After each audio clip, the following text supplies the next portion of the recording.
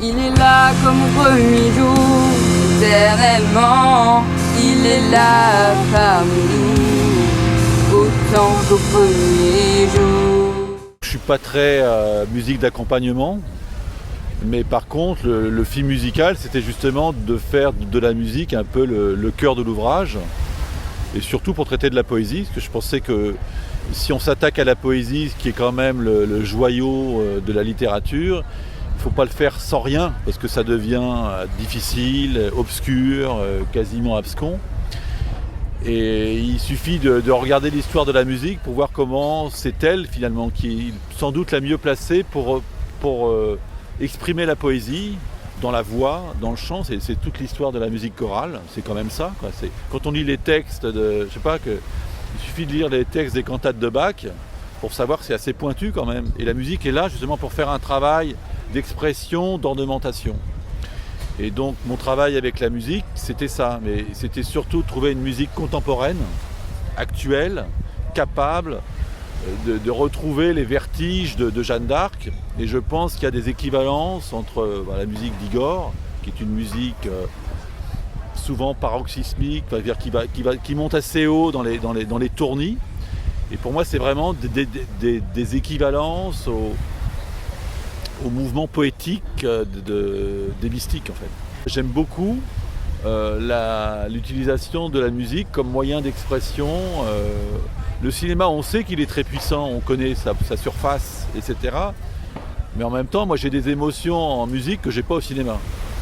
Notamment l'instant. Je trouve que la musique est capable de nous mettre en transe instantanément.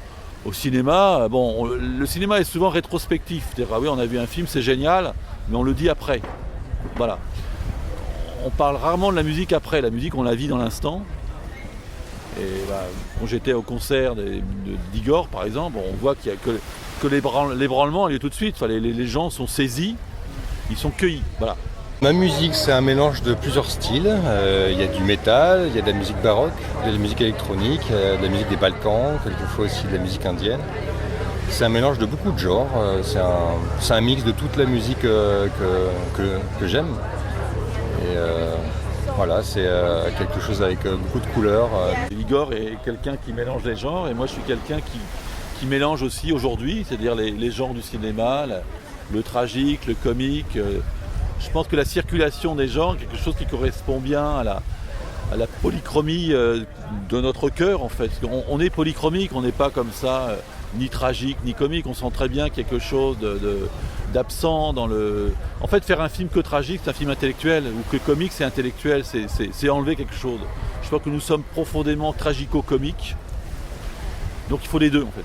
C'est là où on se rejoint un petit peu avec Bruno, c'est que moi dans ma musique et lui dans ses films, il y a toujours ce contraste des extrêmes.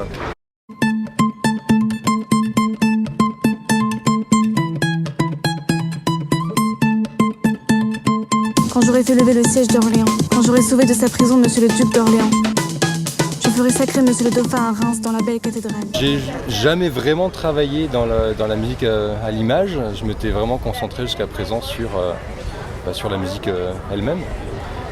J'avais jamais vraiment fait l'expérience d'un long métrage et d'un film comme Jeannette. Il nous a présenté le projet comme une comédie musicale. Donc pour moi déjà c'était mort, j'aime pas les comédies musicales. L'histoire du film musical, c'est vraiment du playback, quoi. Donc je le dis toujours, mais Catherine Deneuve dans Peau d'âne ou dans Les Parapluies de Cherbourg, c'est pas sa voix, elle sait pas chanter. Donc c'est quand même aller mettre une autre voix. Et moi j'avais vraiment envie moi j'ai toujours pour l'essentiel fait du cinéma direct. Donc le seul cinéaste qui a fait un film musical en son direct, c'est Jean-Marie Straub, dans les années 70, dans un film qui s'appelle Moïse et Aaron. Et c'est très compliqué à tourner, puisque la musique par définition a une continuité, et nous on découpe tout le temps, donc on a haché. Et ce qui est formidable, c'est que tous ces plans découpés, finalement on arrive vite à remettre la musique à peu près droite. Et c'était aussi une gageure de travailler comme ça. C'est très spécial parce que c'est du son direct. Il n'y a pas de playback, il n'y a pas de retouche au studio. Tout dans le film est absolument brut. Donc les petites filles qui dansent et qui chantent, c'est vraiment le son brut sans aucune retouche.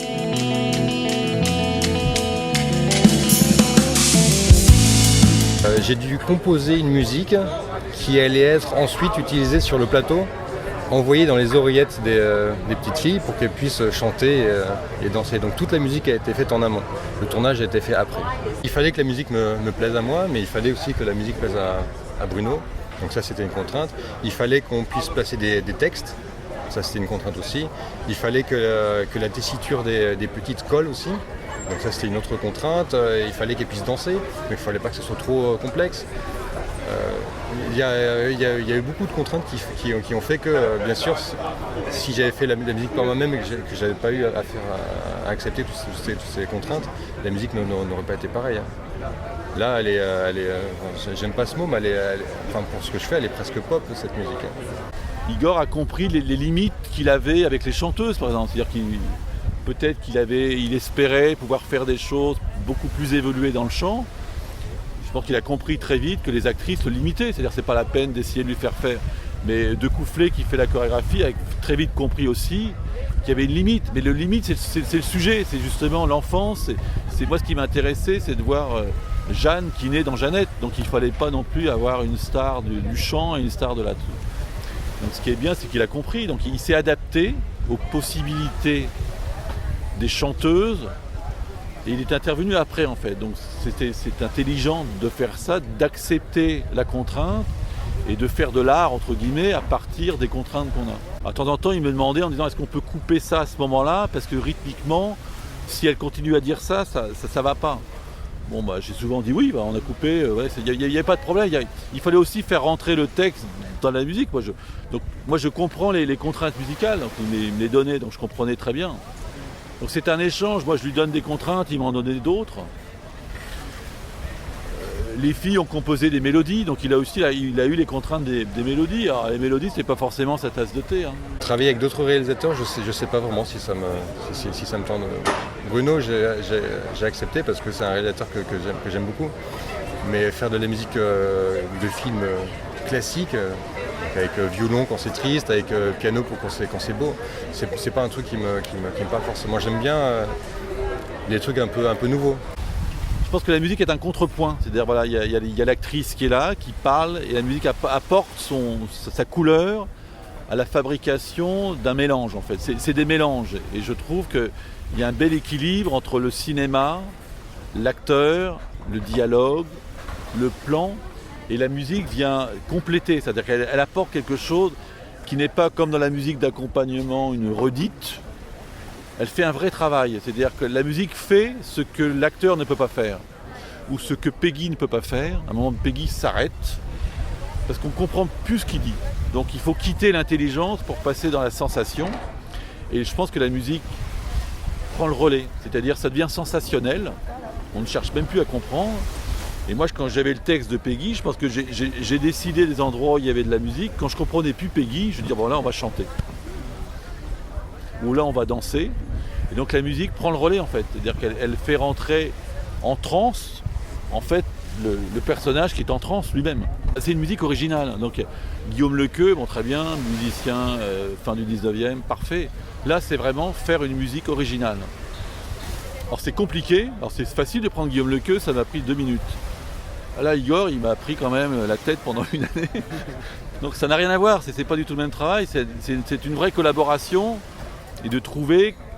C'est pas simple de trouver de la musique nouvelle, je veux dire de trouver une musique électro comme ça, c'est vite à dire, mais il fallait qu'elle soit pertinente par rapport au texte, il fallait pas faire n'importe quoi. Donc on a mis du temps à trouver cette chose-là.